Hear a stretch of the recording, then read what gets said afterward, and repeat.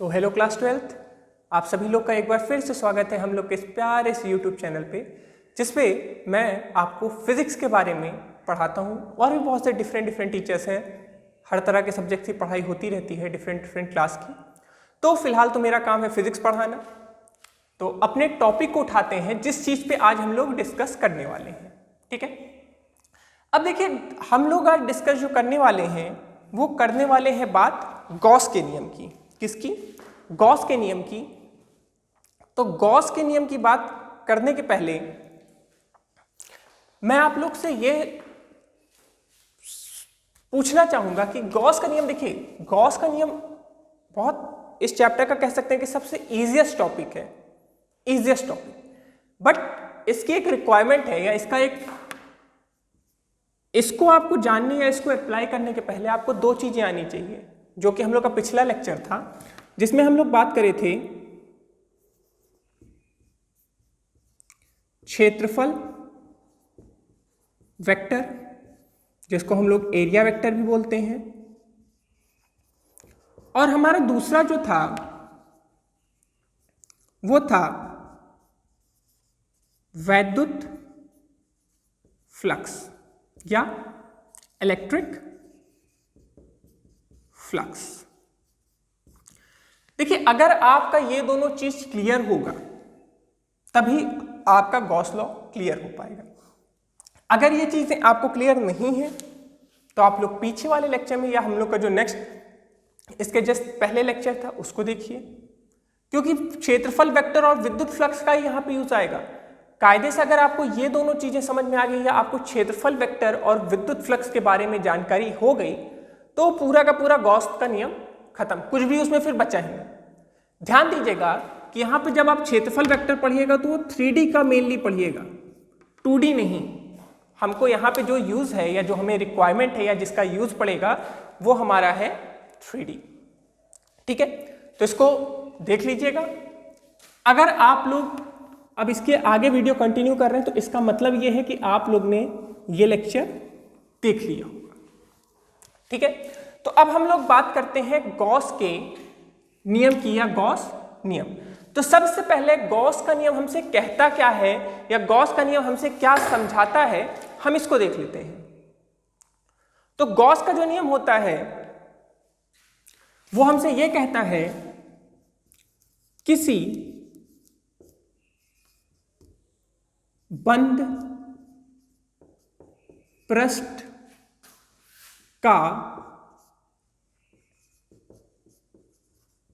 वैद्युत फ्लक्स उस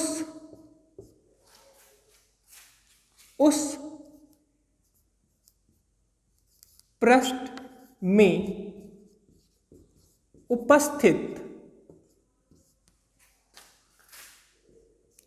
नेट उस पृष्ठ में उपस्थित नेट आवेश के 1/ε0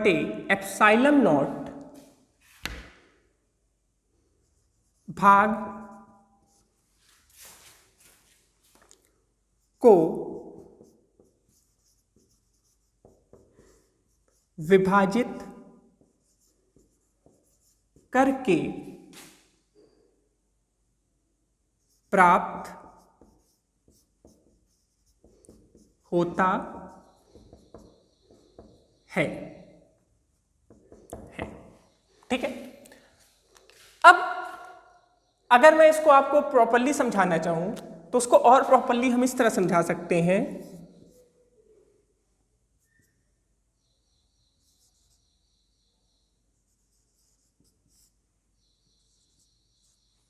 बस इतना। अब आप कहेंगे सर ये क्या मजाक है, ऊपर तो आपने ऐसा लैंग्वेज लिखा जो चीज समझ में नहीं आया। तो समझते हैं, हमने क्या कहा कि किसी बंद पृष्ठ का विद्युत फ्लक्स, मतलब जैसे मान लीजिए कोई भी बंद पृष्ठ है, जैसे मान लीजिए ये कोई बंद पृष्ठ है।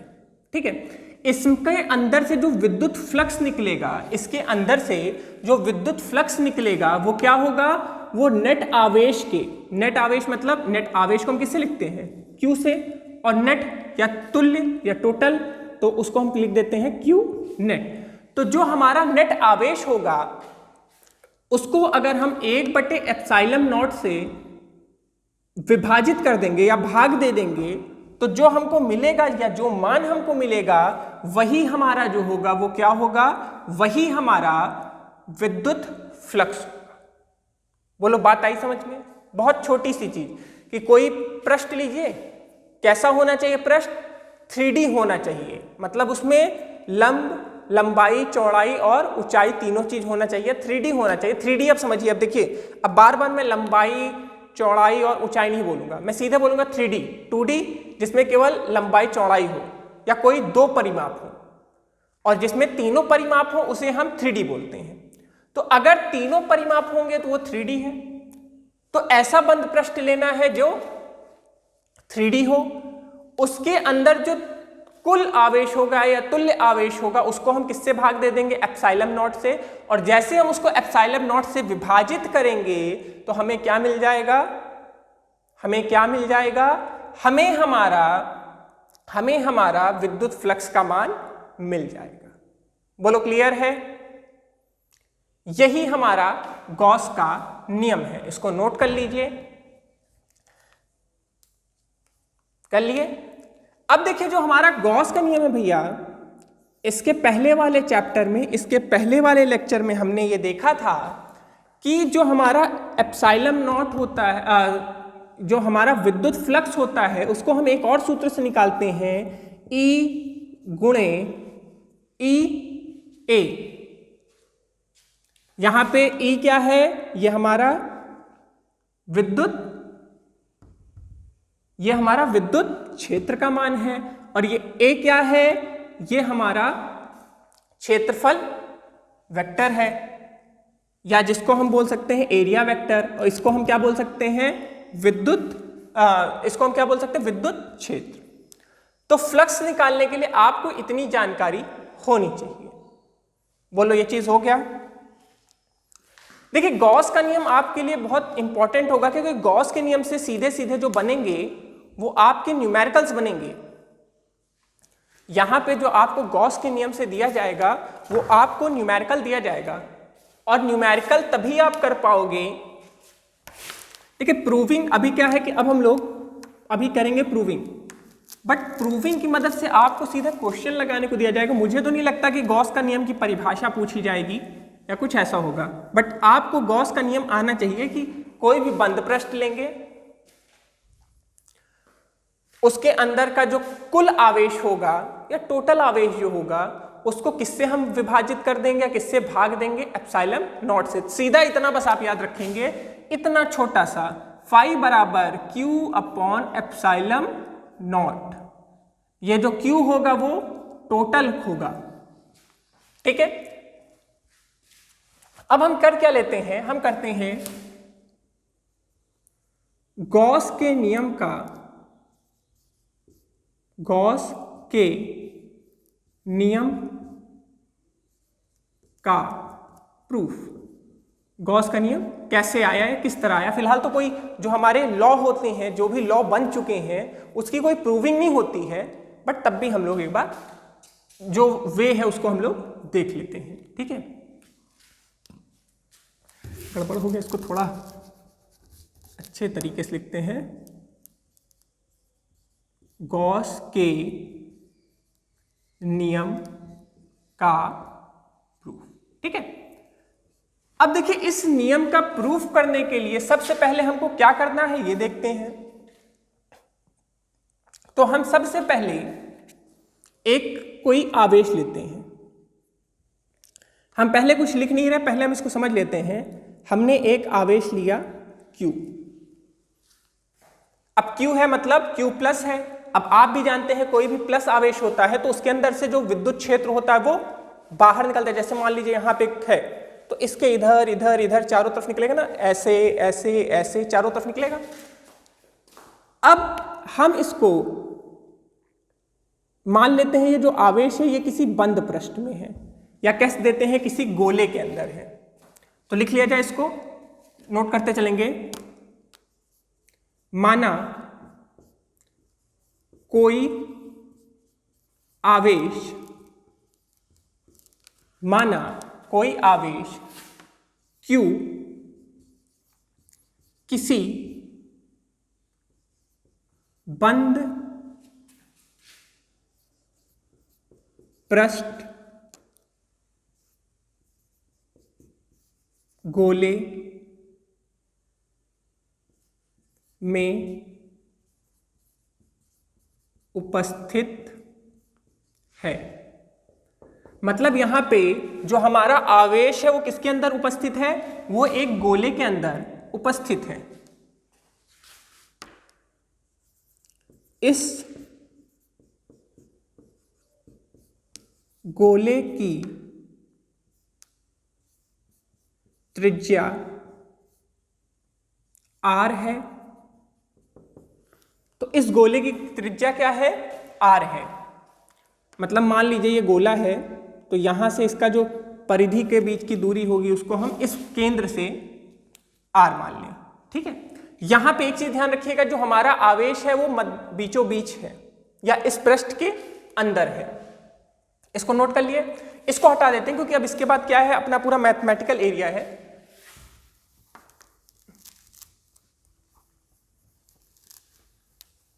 अब हम क्या करते हैं, देखिए अब हम पूरे के पूरे पे तो हम विद्युत क्षेत्र निकाल नहीं पाएंगे, या जो विद्युत क्षेत्र का हमको उपयोग है, क्योंकि आपको क्या करना है, इसमें से फ्लक्स निकालना है। हमको क्या करना है, यहाँ पे हमको फ्लक्स जानकारी निकालना है। और फ्लक्स निकालने का आपको अभी थोड़ी देर पहले, जस्ट थोड़ी देर पहले या नेक्स्ट लेक्चर में बहुत लंबा सा बात हुई थी कि फ्लक्स निकालने के लिए हमको क्या चाहिए, फ्लक्स है। फ्लक्स निकालने के लिए हमको E चाहिए और A चाहिए। ठीक है, अब ये तो पॉसिबल नहीं है कि हम पूरे का एक बार निकालें, तो हम क्या करेंगे, इसके ऊपर एक छोटा सा हिस्सा लेंगे, एक छोटा सा हिस्सा लेंगे। अब छोटा सा हिस्सा लेंगे तो जो इसका फ्लक्स है वो किस दिशा में जाएगा, वो इसी दिशा में जाएगा। फ्लक्स को हम किससे लिखेंगे, जो विद्युत रेखा होगी उसको हम, विद्युत क्षेत्र को हम E से लिखेंगे।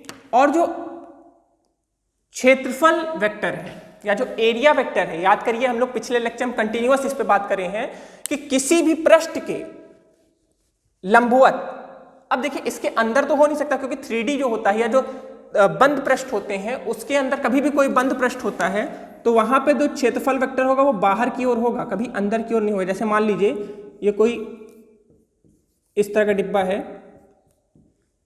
अब इसमें कहां होगा, हमेशा बाहर की ओर, ये आपको बताया गया था। इसीलिए हम 2D पे इसको नहीं अप्लाई करते हैं, 3D पे। जब भी किसी बंद पृष्ठ या 3D पे अप्लाई करते हैं तो जो हमारा क्षेत्रफल वेक्टर होगा वो हमेशा बाहर की ओर निकलेगा, कभी अंदर की ओर नहीं। तो मतलब इस चेहरे से, जैसे मान लीजिए ये कोई डिब्बा है, ये डिब्बा का एक सिरा है तो इसके बाहर की ओर, ये ऊपरी सिरा बाहर की ओर, हमेशा ये बाहर की ओर होता है। ठीक है, तो हमारा ये जो E है और A है, दो के दोनों की दिशा जो हो गई बाहर की ओर हो गई या एक ही दिशा हो गई। तो यहां पे जो थीटा आएगा वो कितना आ जाएगा हमारा, बोलिए। जब दो रेखाएं एक दूसरे के ऊपर हैं, एक दूसरे के ऊपर है, तो उन दोनों के बीच का कोण कितना हो जाएगा, 0 हो जाएगा। या इसको हम ऐसे भी लिख सकते हैं, E A cos क्या थीटा कि 0 थीटा होगा, और कॉस थीटा यहां पे क्या हो गया, इसको यहां पे थीटा ही लिखते हैं, यहां पे जब करेंगे तो यहां करते हैं। ठीक है, अब देखिए हमने इसको मान लिया, यहां से जो हमारा फ्लक्स निकल रहा है उसको हम φ1 मान लें। तो जो हमारा φ1 होगा भैया क्या हो जाएगा, ये हमारा जो φ1 होगा वो हमारा φ1 हम मान लेते हैं E A, या इसको और कायदे से हम ऐसे लिख सकते हैं, E A cos कोण क्या है 0, और cos 0 का मान क्या होता है 1 होता है, तो क्या होगा E A। बोलो क्लियर है। हम यहां कोई क्षेत्र लेते हैं छोटा सा, इसको हम क्या मान लें, φ2 मान लें, मान सकते हैं। तो φ2 पे क्या हो जाएगा, इसका भी सेम करें, E vector A vector E A cos 0, ये भी क्या हो जाएगा भैया E A हो जाएगा। φ3 क्या हो जाएगा, चलिए φ3 यहां पे लेते हैं। देखिए यहां पे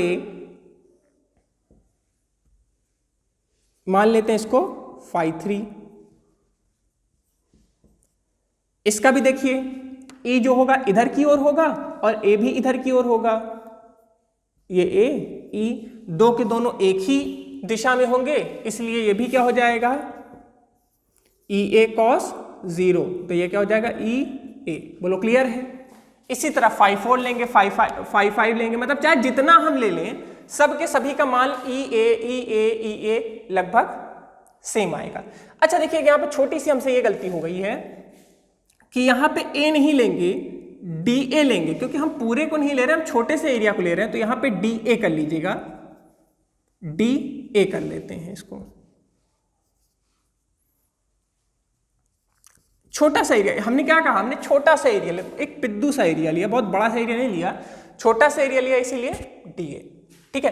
अब आप भी जानते हैं कि जब हम बहुत कोई चीज को छोटा छोटा छोटा करके निकालते हैं तो उसको हम क्या कर देते हैं, समाकलन कर देते हैं। तो हम इसको ऐसे लिखते हैं, phi बराबर क्या लिख सकते हैं इसको, EDA। अब हमको कुल चाहिए, तो कुल निकालने के लिए हम इसका समाकलन कर दें। बोलो करेंगे, इसमें कोई दिक्कत आपको? आगे चलें, आगे चलते हैं। अब देखिए E का मान क्या है, हमको A का मान तो नहीं पता, लेकिन E का मान, और E जो है आप सभी में देखिए कॉमन भी है, तो E बाहर आ जाएगा, लेकिन E का मान अभी हमको काम पड़ेगा।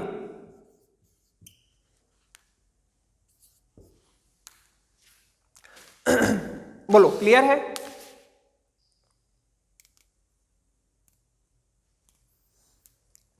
इतना क्लियर?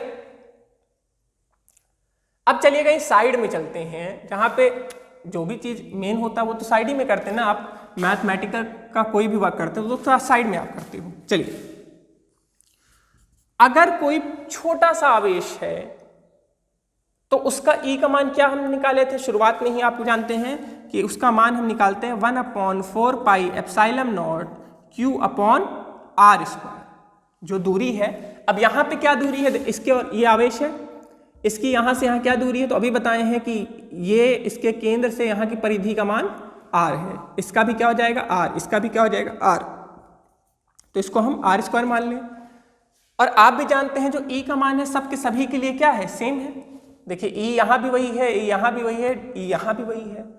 DA मतलब छोटे छोटे छोटे जो हमारा क्षेत्रफल वेक्टर है वो छोटे छोटे खंडों में बटा है। तो अगर हम इसका समाकलन कर देंगे तो कुल जो क्षेत्रफल है या जो पृष्ठ का पूरा क्षेत्रफल है वो निकल आएगा।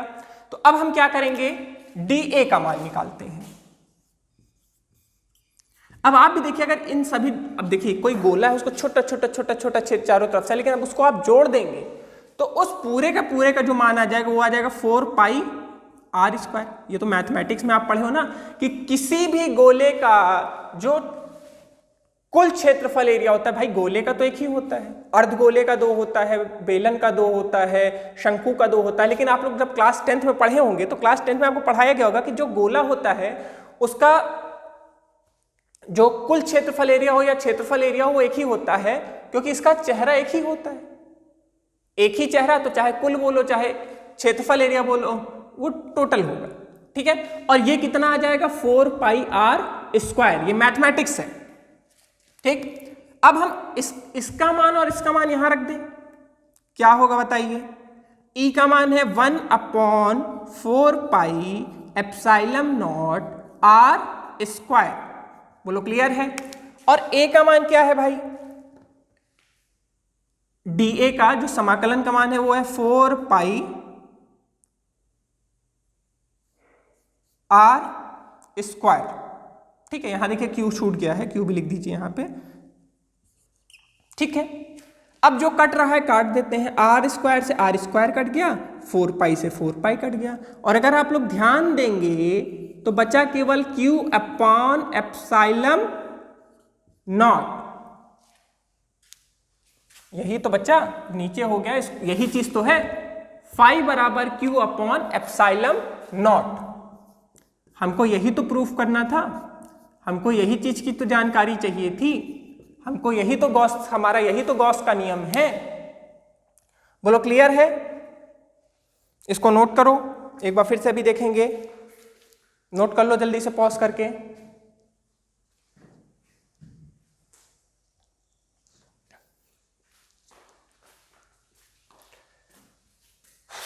गर्मी आजकल बहुत पड़ रही है। चलिए हो गया। देखिए हमको क्या करना था, हमको यहां पे गॉस के नियम का प्रूफिंग करना था, ठीक है। इसके लिए हमने क्या किया, हमने एक आवेश लिया, एक छोटा सा आवेश लिया। इसको थोड़ा सफा कर देते क्योंकि बहुत गंदा हो गया, बहुत सी चीजें इसमें लिख दी गई हैं। इसको थोड़ा इस फिगर को हम लोग थोड़ा फिर से समझेंगे, बाकी मैं कुछ नहीं करूंगा, लेकिन इस फिगर को फिर से एक बार हम लोग समझ लेते हैं। हमने क्या लिखा, एक आवेश लिया Q, ठीक है। अब आप लोग एक चीज जानते हैं कि अगर हमने आपको पहले से बोला है कि गॉस नियम, अभी तक बोला है कि नहीं बोला है, गॉस नियम में 3D या बंद पृष्ठ की बहुत आवश्यकता है, मैं ये आपको पहले बोल रहा हूं। अब मैं अपनी बात को थोड़ा सा चेंज करूंगा। अब मैं कहूंगा कि अगर आपको गॉस नियम लगाना है तो बंद पृष्ठ पे ही आप लगा सकते हैं, या कोई भी आवेश का अगर आपको निकालना है तो आपको बंद पृष्ठ के बारे में जानकारी होनी चाहिए। तो हमने आवेश को एक बंद पृष्ठ में रखा।